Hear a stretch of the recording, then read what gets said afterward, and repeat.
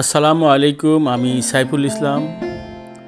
আমি আজকে এসেছি আরাপাড়া জমিদার বাড়ি সাভার। বন্ধুরা, আপনারা আরাপাড়া এই জমিদার বাড়িতে ঢোকার পথেই দেখতে পারবেন একটা পুকুর। পুকুরের দুই পাশে দুটি মন্দির। এই মন্দিরটি পরবর্তীতে সংস্কারের কাজ হয়েছে।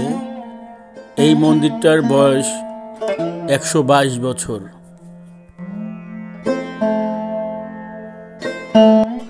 এই মন্দিরটা অনেক সুন্দর কারুকাজে ভরা। আপনারা দেখতে পাচ্ছেন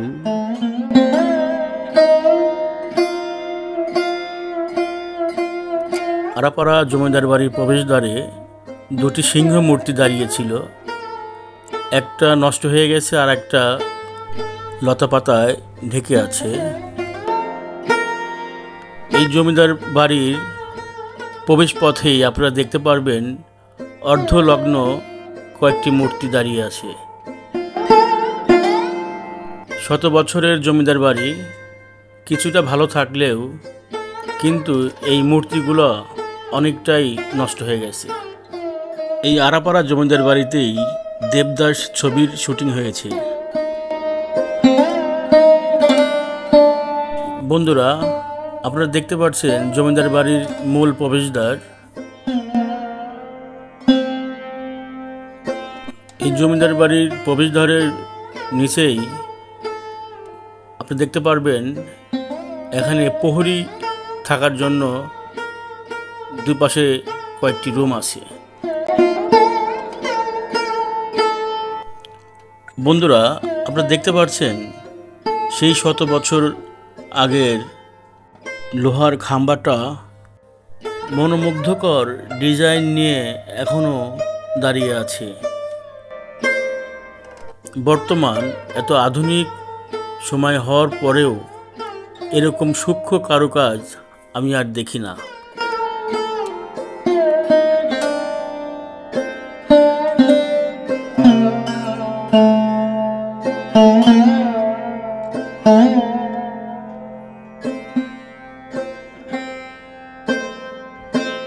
শত বছর আগে এই জমিদার বাড়ি তৈরি করেন রায় মোহন সাহা, রায় সুশীল সাহা। ওনারা দুই ভাই ছিলেন। আপনারা যে ভবনটা দেখতে পাচ্ছেন এই ভবনটা আগে তৈরি করেছে, আর এখন যে ভবনটা দেখতে পাচ্ছেন এই ভবনটা পরে তৈরি করেছে।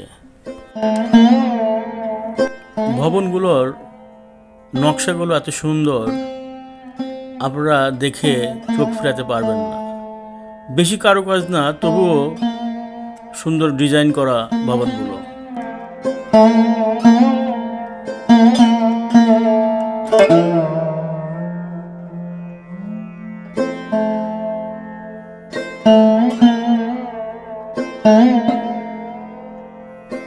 এখন জমিদারের বংশধর থাকেন বলে ভিতরে যাওয়া নিষেধ, তাই আমি আপনাদেরকে পুরনো ভবনগুলো দেখাতে পারছি না।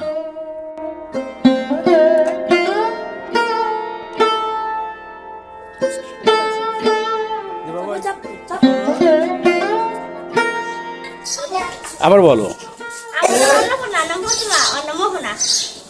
যার যার নাম সে বলো।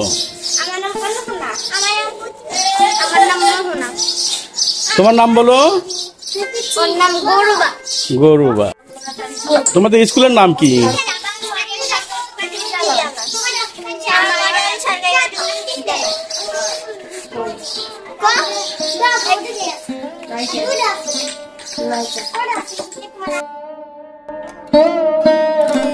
এই জমিদার বাড়ির মেয়েদের সাথে কথা বলে অনেক ভালো লাগলো, কারণ ওরা অনেক সামাজিক।